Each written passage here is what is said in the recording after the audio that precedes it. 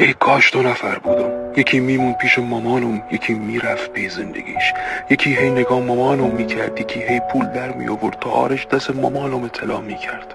کاش 2 نفر بودم مامان، یکی عمرش میداد به تو، او یکی جون میکردی سلامتیت.